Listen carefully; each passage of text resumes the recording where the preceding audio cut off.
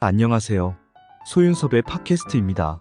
정말로 말하고 싶고 말할 수 없는 이야기들을 시작하겠습니다.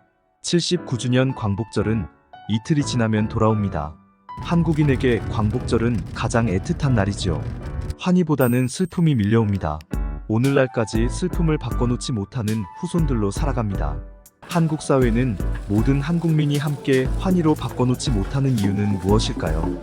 선대의 독립운동을 후대가 계승하지 못하였기 때문입니다. 한국 사회는 광복이라는 것을 선대의 환경으로 모두 끝내놓았기 때문이지요.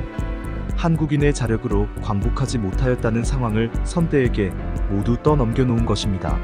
광복은 과거의 일로서 종결되는 것이 아닌 현재와 미래도 함께한다는 것을 모르고 있는 것이죠. 광복은 오늘날에도 하고 있는 것입니다. 소윤섭의 팟캐스트는 미래까지 가지 않기를 바랄 뿐이지요. 실제로 한국인의 광복은 자력으로 이루지는 못하였지만 선대의 뒤를 이은 후대가 자력으로 바꿔놓아야 합니다. 그렇게 하기 위해서는 독립운동의 정신을 계승하고 문화강국과 부국강병의 대한민국을 조성하는 것이지요. 대한민국의 독립운동은 보국안민의 우익이 많습니다. 좌익이 없다는 것보다는 이념의 정쟁으로 후대가 한국 사회에서 배제시킨 것이죠. 우익의 김구 선생님도 좌익의 투쟁 방식은 견제하였습니다. 그렇다고 좌익의 독립운동을 배척한 것은 아닙니다. 이념과 정치보다는 독립운동이 최우선이었기 때문이죠. 임시정부에 반하는 좌익의 전략과 전술을 수용할 수 없었던 것입니다. 게다가 조선 500년의 당파 싸움의 유전자를 물려받은 모든 한국인은 그 당시에도 심각하였지요. 한국인에게 가장 좋지 못하다는 분열과 당쟁이었습니다. 나라를 잃어버린 상황에서도 분열과 당쟁은 끊임없이 계속되었지요. 대한민국의 우익과 좌익의 독립운동은 이런 환경 속에서 이루어진 것입니다. 서로 마주볼 수도 없는 우익과 좌익의 독립운동이 실현될 수 있었던 기반은 무엇이었을까요? 오늘날의 후대가 독립운동으로 나섰다면 절대로 실현할 수 없었을 것입니다. 그 기반이라는 것은 멸문지화를 이겨내고 독립운동을 하는 것이었기 때문이죠. 멸문지화를 이겨내면서 독립운동을 하는 상황에 비한다면 우익과 좌익의 이념은 아무것도 아닌 것이지요. 우익과 좌익의 이념도 멸문지화의 앞에서는 무릎을 꿇은 슬픔을 가지고 있습니다. 오늘날의 보국안민과 민주화도 그렇지요. 독립운동은 아무리 이념의 정쟁이 있을지라도 우익과 좌익의 한국민을 따로 보지는 않았지요. 독립운동은 목숨을 걸고서 보수와 진보의 한국민을 보호하였습니다. 오늘날의 보국안민과 민주화는 대한민국의 위기 속에서도 보수국민을 또는 진보국민을 먼저 챙겨야만 권력 선점을 할 수 있다는 집단이기주의에 빠져있지요. 군사정부의 정치판을 비웃었던 민주화의 정치판도 권력욕에서는 별반 다를 것이 없이 변하였지요.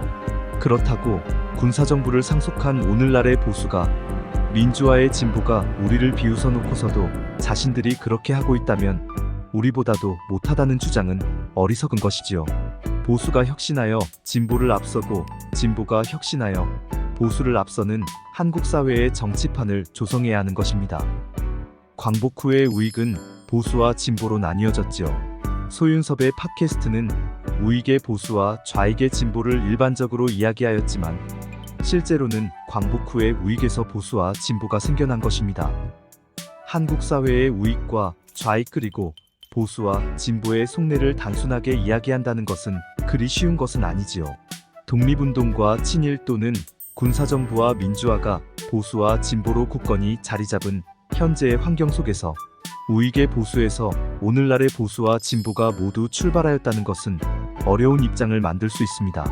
한국 사회는 친일과 민주주의의 보수와 대치하는 민족주의와 민주주의의 진보가 존재하였지요. 광복 후에 좌익이라는 이념은 6.25 전쟁을 겪고 나면서 사라져갔지요. 광복 후에 보수는 친일의 사회 지도층이 조성되었기에 우익의 김구 선생님과 독립운동가를 승계할 수 없었습니다.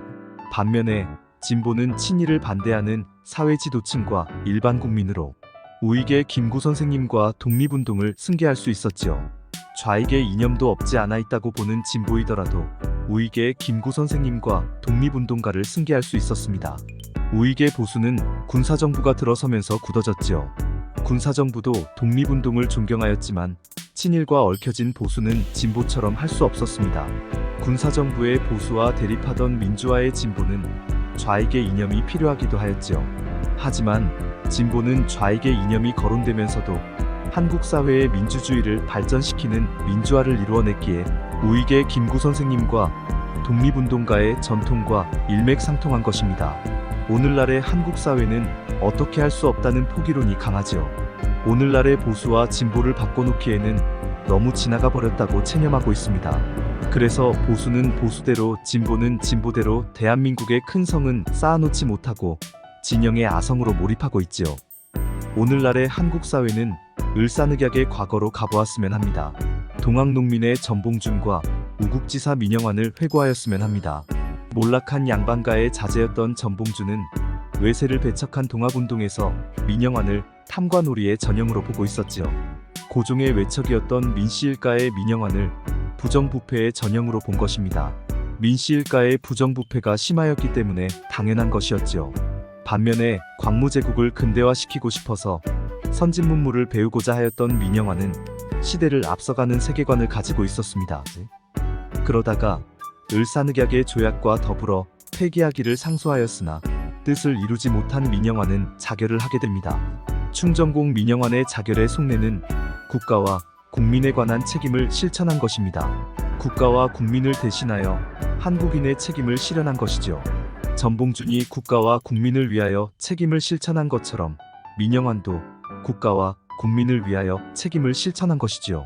전봉준과 민영환의 삶의 환경은 전혀 다릅니다. 인간은 환경의 동물이기에 자신들이 살아가는 환경 속에서 크게 영향을 받게 되지요.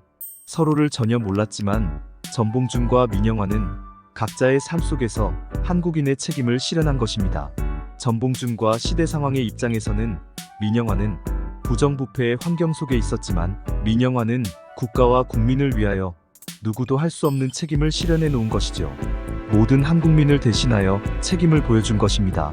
그래서 민영환은 오늘날에도 우국지사로 칭송받고 있지요. 오늘날의 보수와 진보는 그 책임을 계승해야 합니다.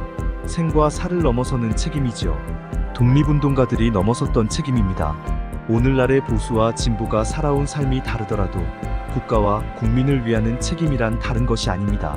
대한민국의 광복절을 환희의 날로 바꿔놓기를 바라면서 소윤섭의 팟캐스트를 마치겠습니다. 정말로 말하고 싶고 말할 수 없는 이야기들은 계속됩니다.